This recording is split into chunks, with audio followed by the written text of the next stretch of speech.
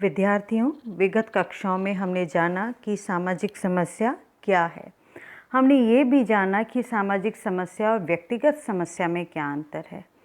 मैं पूर्व में आपको बताए हुए एक महत्वपूर्ण बिंदु को दोहराना चाहूँगी कि मैंने आपको बताया था कि सामाजिक समस्या समाज में क्यों उत्पन्न होती है, और सामाजिक समस्या के उत्पन्न होने का एक प्रमुख कारण मैंने आपको बताया था कि जब संस्थागत जो हमारे साधन हैं और हमारे लक्ष्यों के मध्य अंतर होता है तो सामाजिक समस्या उत्पन्न होती है।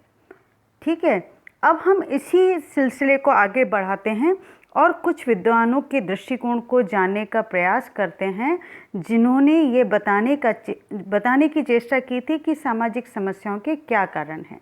उन्होंने ये बताने का प्रयास किया था कि सामाजिक समस्याओं की उत्पत्ति अनेक कार्यों एवं कारणों से होती है और समस्या की प्रकृति को समझकर ही कारणों का पता लगाया जा सकता है। ठीक है, अब हम एक महत्वपूर्ण कारणों के बारे में जानने से पहले एक प्रसिद्ध जो वैज्ञानिक हैं, सामाजिक वैज्ञानिक हैं, उनके बताई हुई बातों को हम समझने की कोशिश करेंगे। रॉबर्ट ए निस्सेप ने सामाजिक समस्याओं के उद्भव के मूल रूप से 4 कारणों का उल्लेख किया।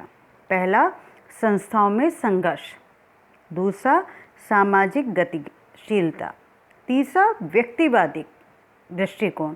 और चौथा, व्याधिकी परिस्थितियाँ। ठीक है, अब इसके बाद हम एक और महत्वपूर्ण जो कारणों का सिलसिला है, प्रकार है, वो जानेंगे। और ये इस पर प्रकाश डाला था रॉब एवं सेल्जनिक ने। उन्होंने कहा था कि संगठित समाज के लोगों की पारस्परिक संबंधों को सुचारू रूप से संचालित एवं नियमित करने की क्षमताओं का ह्रास होना। ये जो पंक्ति है, इसे थोड़ा सा मैं विस्तार से आपको समझाने का प्रयास करती हूँ। महत्वपूर्ण पंक्ति क्या है? संगठित समाज, ये शब्द आप समझ गए होंगे कि लोगों के पारस्परिक संबंधों को, जो समाज में दो या दो से, देखिए समाज का संगठन या गठन ही कब होता है? जब व्यक्ति वहाँ आपस में अंतर्क्रिया करते हैं। ये आपने अपनी प्रथम वर्ष की कक्षा में पढ़ाई है कि समाज किस प्रकार से निर्मित होता है। जब इनके पारस्परिक संबंधों को सुचारू रूप से संचालित एवं नियमित करने की जो क्षमताएं हैं, अब इस बात को कैसे आप समझेंगे कि हमारे संबंधों को संचालित करने के लिए समाज में मानदंड, मूल्यों का निरूपण किया गया है, बनाए गए हैं। अगर इन जो मानदंड बनाए गए हैं उनका हम पालन नहीं करते, जो नियमावली एक अलिखित अघोषित नियमावली है, उसका अगर हम पालन नहीं करते, उनकी क्षमताओं का ह्रास होता है, तो स्वभावतः सामाजिक समस्याएं उत्पन्न होती हैं। फिर सेल्जनिक दूसरा मुख्य बिंदु या दूसरा प्रमुख कारण जिसके संबंध में चर्चा करते हैं, वो कहते हैं समाज की संस्थाओं में विचलन का पाया जाना। ठीक है, ये मुझे लगता है आपको समझाने की आवश्यकता नहीं, आप बेहतर तरीके से जानते हैं कि कौन कौन सी सामाजिक संस्थाएं हैं। परिवार सामाजिक संस्था है, विवाह एक सामाजिक संस्था है, तो ये सब आप प्रथम वर्ष में भी पढ़ चुके हैं। इसमें उस प्रकार से संचालन नहीं होना जो समाज द्वारा अपेक्षित है। ठीक है, अब उसके बाद हम आते हैं तीसरे महत्वपूर्ण कारण पर, और वो है समाज के सदस्यों द्वारा समाज के मानदंडों एवं नियमों का उल्लंघन होना। ठीक है, ये बात लगातार दोहराई जा रही है कि जब समाज में जो सुनिश्चित मानदंड और नियम हैं, अगर समाज के, देखिए एक व्यक्ति द्वारा अगर इसका उल्लंघन होता है तो ये सामाजिक समस्या को उत्पन्न होना नहीं है, परंतु समूह विशेष द्वारा, लोगों के द्वारा, संगठित समूहों के द्वारा जब समाज के मानदंडों एवं नियमों का उल्लंघन होता है तो वो सामाजिक समस्या को उत्पन्न करने का एक महत्वपूर्ण कारण होता है। ठीक है, यहाँ तक आप समझ गए। और देखिए, मैं आप लोगों से पहले भी कह चुकी हूँ और मुझे बहुत दुख है कि आप लोगों की प्रतिक्रिया अभी तक प्राप्त नहीं हो पा रही है। आप लोगों को पुनः मैं ये बात याद दिलाने की चेष्टा कर रही हूँ कि जो कुछ भी मैं आपको समझाने की चेष्टा कर रही हूँ उसे आप समझने का प्रयास करें। आपको जो इस विषय से संबंधित है, जो आपका टॉपिक है, इससे संबंधित जो असाइनमेंट दिए जा रहे हैं उसे पूरा करने का प्रयास करें। आपका अगर यह सहयोग हमें प्राप्त नहीं होगा तो हमें ये कैसे पता चल पाएगा कि आप हमारे द्वारा दिए गए जो कुछ भी जानकारी है उसको आप समझ पा रहे हैं, उसका आप उपयोग कर पा रहे हैं। तो मैं पुनः अपनी बात को दोहराती हूँ कि प्लीज़ इस बात को आप समझने का प्रयास करें कि ये भरसक प्रयास, ये बात आपको समझाने के लिए किया जा रहा है कि आने वाले समय की जो आपकी वार्षिक परीक्षाएं हैं उसमें आप अगर अपने पाठ्यक्रम में से संबंधित जो टॉपिक हैं उन्हें आप नहीं समझेंगे तो आपको अपनी वार्षिक परीक्षाओं में कठिनाई का सामना करना पड़ेगा। और ऐसा कोई भी गुरु नहीं चाहता कि उसके विद्यार्थी को किसी प्रकार की परेशानी का सामना करना पड़े।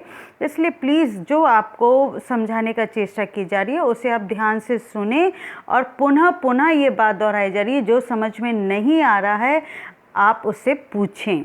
और पूछने के माध्यम आप बहुत बेहतर तरीके से जानते हैं, आपको पूर्व में ही उपलब्ध करा दिए गए हैं। ठीक है, अब हम आते हैं, रॉब एवं सेल्जनिक ने सामाजिक समस्या का जो चौथा कारण बताया है, वो कारण बताया है समाज के मानदंडों एवं मूल्यों का उचित रीति से एवं सम्यक रूप से सामाजिकरण की प्रक्रिया के द्वारा एक पीढ़ी से दूसरी पीढ़ी को हस्तांतरण नहीं होना। चलिए इसे हम समझते हैं। प्रथम वर्ष में आपने पढ़ा था सामाजिकरण क्या है। मैं आपको याद दिलाऊं, सामाजिकरण क्या है? सामाजिकरण एक प्रक्रिया है, it's a process of learning. सीखने की प्रक्रिया का नाम ही सामाजिकरण है।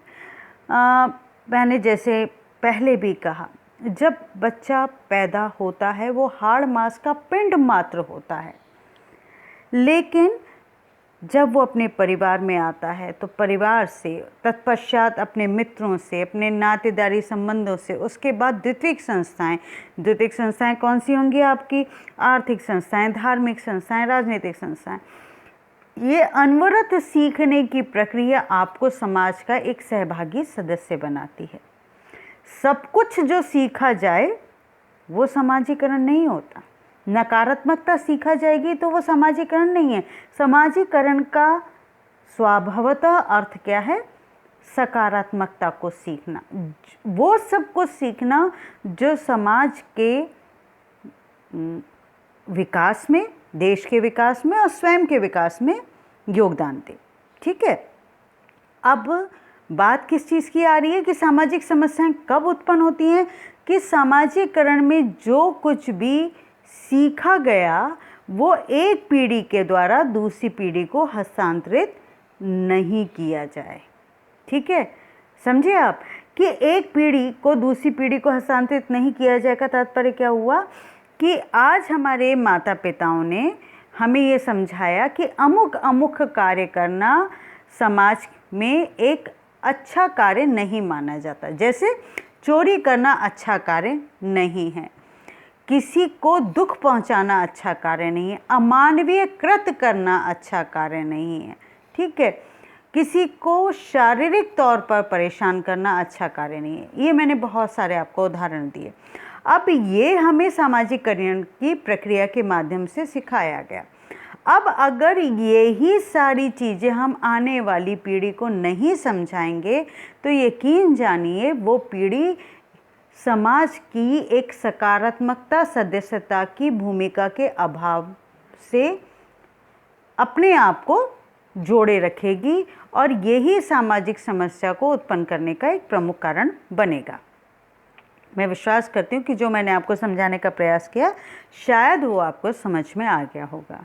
अब हम रॉब एवं सेल्जनिक ने जो पांचवा एक प्रमुख कारण दिया वो था कि समाज के अधिकांश सदस्यों की आकांक्षाओं एवं अपेक्षाओं की संरचना में तारतम्यता का अभाव होना। ये बात भी आप समझ गए कि व्यक्ति से जो कुछ अपेक्षित है उस अपेक्षा का पूर्ण न होना।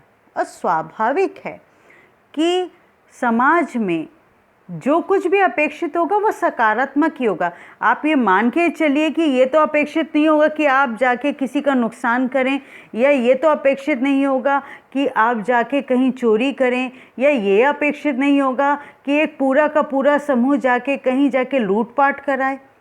ठीक है, तो ये आप मान के चले कि जो कुछ अपेक्षित होगा वो प्रोग्रेसिव होगा, वो समाज को उन्नतर प्रगति की ओर ले जाने की बात करेगा।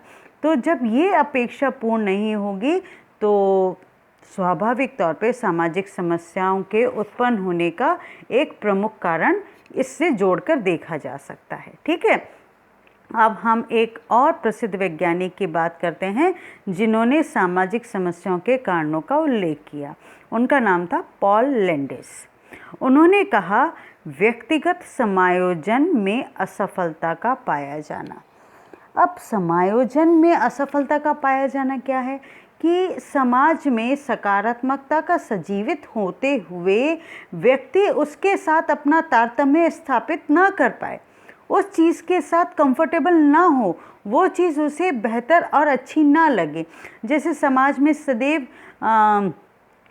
अच्छे अंक प्राप्त करने के लिए परिवार के सदस्यों द्वारा, अभिभावकों द्वारा और समाज के सभी सदस्यों के द्वारा, नातेदारी समूह के द्वारा ये एक प्रेरणा दी जाती है कि आप अच्छे नंबरों से पास हों। लेकिन एक समूह ऐसा है जो इन अच्छे अंकों से प्राप्त होने के लिए नकल का माध्यम चुनता है। तो इसका तात्पर्य क्या हुआ कि वो व्यक्ति समाज की सकारात्मकता के साथ स्वयं को समायोजित नहीं कर पा रहा है। ठीक है, दूसरा, सामाजिक समस्या का त्रुटिपूर्ण होना। ठीक है, अब तीसरा उन्होंने पॉल लैंडिस ने जो कारण बताया सामाजिक समस्या का, वो था संस्थागत समायोजन में असफलता का विद्यमान होना। ये वही बात है कि जो संस्थागत जो संस्थाएं हैं उनके साथ हम अपने आप को समायोजित नहीं कर पा रहे हैं। और चौथा है सामाजिक नीतियों में संस्थागत विलंबन का पाया जाना। अब यहाँ हम अपनी बात को समाप्त करते हैं और एक चरण आगे बढ़ते हैं। अभी तक तो हमने जाना कि सामाजिक समस्याओं के कौन कौन से कारण हैं। अब हम जानेंगे कि सामाजिक समस्याओं के समाधान के बारे में क्या कहा गया है। तो बेटा, सामाजिक समस्याओं के संदर्भ में यह प्रश्न इसलिए भी विचारणीय है क्योंकि बिना इसको जाने इस सामाजिक समस्याएं जो हमारी हैं उसका हल संभव नहीं है। और सामाजिक समस्याओं के इतिहास पर अगर हम दृष्टि डालते हैं तो हमें पता चलता है कि समाज की आवश्यकताओं की पूर्ति, स्थायित्व एवं संतुलन बनाए रखने के लिए भिन्न भिन्न समाजों ने अपनी अपनी सामाजिक समस्याओं के यथासंभव हर हाल निकालने का प्रयास किया है। मैं आपको स्पष्ट करना चाहूँगी, प्रत्येक समाज की सामाजिक समस्याएं अलग होती हैं और जो समस्याएं हैं उनका हल निकालने का प्रत्येक समाज का तरीका अलग अलग होता है। किसी भी सामाजिक समस्या का हल सामाजिक समस्या की प्रकृति और तीव्रता पर निर्भर करता है। मान लीजिए अगर कोई सामाजिक समस्या इस प्रकार की है जिसका समाधान त्वरित गति से अपरिहार्य है, ज़रूरी है। अपरिहार्य का मतलब क्या है? जिसको टाला ना जा सके, अति आवश्यक।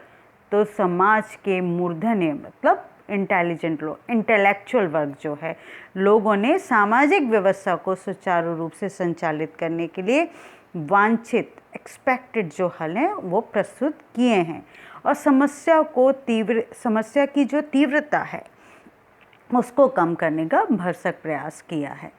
परंतु समाज में उन साधनों की कमी अवश्य देखी जा सकती है जो समस्या को पूर्ण रूपेण निस्तारण करने में सहायक सिद्ध हो। ये मान के चलें बच्चों कि हम ये माने कि सामाजिक समस्याएं त्वरित गति से समाप्त हो जाएं, असंभव है। पूर्णतः जड़ से मिट जाएं, असंभव है। कहीं ना कहीं उसके अंश रह ही जाते हैं, परंतु इसका कदापि तात्पर्य ये नहीं है कि सामाजिक समस्याओं को दूर करने का प्रयास ना किया जाए। अब हम ये जानेंगे समाजशास्त्र के विद्यार्थी होने के नाते कि सामाजिक समस्याओं के समाधान हेतु कौन कौन से दृष्टिकोणों को प्रस्तुत किया जाता है। पहला है बहुकारकवादी दृष्टिकोण, जिसे इंग्लिश में कहते हैं मल्टीपल फैक्टर पर्सपेक्टिव। ये क्या है, चलिए ये जानते हैं। समाज सामाजिक संबंधों का जाल है, ये आप बेहतर तरीके से जानते हैं। ये लगातार समाजशास्त्र के विद्यार्थी होने के नाते आपने पढ़ा है, आप पढ़ रहे हैं और आगे भी आप पढ़ेंगे और इसे समझेंगे। क्योंकि समाज एक अमूर्त एवं जटिल व्यवस्था है। अमूर्त क्यों है बेटा? जिसको क्या आप सामाजिक संबंधों को देख सकते हैं? ना। महसूस कर सकते हैं? ना। तो इनका आकलन एक मूर्त रूप में नहीं किया जा सकता। तो इसलिए हम कहते हैं सामाजिक जो समाज है वो अमूर्त है, ये एक जटिल व्यवस्था है। अतः किसी भी सामाजिक प्रघटना की पृष्ठभूमि में अनेक कारक निहित होते हैं। इसी तथ्य को मद्देनज़र रखते हुए हम ये कह सकते हैं कि सामाजिक समस्याओं के मूल के अनेक कारक विद्यमान होते हैं। जैसे बाल विवाह आज भी व्याप्त है। हम ये सोचे कि पूर्व में ही था, ना। बेरोजगारी बहुतेरे रूप से आज भी व्याप्त है। भिक्षावृत्ति, आप गली मोहल्ले जहाँ देखिए आपको भिक्षा मांगने वाले बड़े बुजुर्ग बच्चे मिल जाएंगे। छात्र असंतोष आज भी व्याप्त है। मद्यपान आज भी व्याप्त है। तो ये ऐसी अनेक सामाजिक समस्याएं हैं जो बहुकारकवादी दृष्टिकोण को अंगीकार करना चाहिए। बहुकारकवादी दृष्टिकोण क्या है कि बेटा इसके पीछे एक कारण नहीं है। जैसे बाल विवाह, इसके पीछे क्या एक कारण है? ना।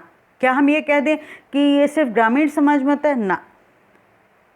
आप लोगों को हैरानगी होगी कि पढ़े लिखे समाजों में भी ऐसा होता है। तो बहुकारकवादी का दृष्टिकोण का मतलब क्या हुआ कि बाल विवाह के पीछे अशिक्षा भी जिम्मेदार है, बाल विवाह के पीछे आर्थिक जो समस्याएं हैं वो भी जिम्मेदार हैं। ऐसे बहुलवादी कारण हैं जो बाल विवाह को प्रेरित करते हैं। इसलिए किसी भी सामाजिक समस्या के वैज्ञानिक एक एवं तथ्य परक समाधान हेतु अनेक कारकों पर बल देने के कारण इस मत को बहुकारकवादी दृष्टिकोण के नाम से जाना जाता है। अब दूसरा हम जानते हैं सामाजिक समस्याओं का समाधान का पारस्परिक संबद्धता। ठीक है, सामाजिक समस्याएं परस्पर घनिष्ठ रूप से संबंधित होती हैं तथा इनके अनेक कारण होते हैं। ये बात हम पहले ही जान चुके हैं, जो एक दूसरे पर निर्भर होते हैं। किसी भी सामाजिक समस्या का स्वतंत्र रूप से अन्य समस्याओं से संबंधित हुए बिना पृथक अस्तित्व नहीं होता। जैसे एक उदाहरण बताती हूँ आपको। जो बच्चा गरीब है, निर्धन परिवार में जिसने जन्म लिया है, संभावना ये है कि वो मद्यपान जैसी सामाजिक समस्या से भी ग्रसित हो और वो चोरी करने जैसी सामाजिक समस्या से भी ग्रसित हो सकता है। समझ गए आप इस बात को? इसलिए प्रत्येक सामाजिक समस्या अनेक समस्याओं का अंतर संबंधित परिणाम भी होती है। दैट मीन्स एक दूसरे से ये समस्याएं आपस में जुड़ी हुई हैं। ठीक है, अब एक उदाहरण और देती हूँ, जैसे बेरोजगारी की समस्या। अब बेरोजगारी की समस्या अपने आप में एक आप मान लीजिए कि एक आधार बिंदु है और ये अपने आप में कंप्लीट है और इंडिपेंडेंट है, ऐसा नहीं है। इसके साथ क्या क्या चीज़ें जुड़ी हुई हैं? जनसंख्या वृद्धि की, अगर इतनी बहुल मात्रा में जनसंख्या नहीं होती तो बेरोजगारी की स्थिति नहीं होती। और जो हमारी दोषपूर्ण शिक्षा प्रणाली है, अगर वो ऐसी नहीं होती, बेरोजगारी की समस्या और कम होती। तो ऐसे बहुत सारे कारण हैं जो आपस में एक दूसरे से संबंधित हैं।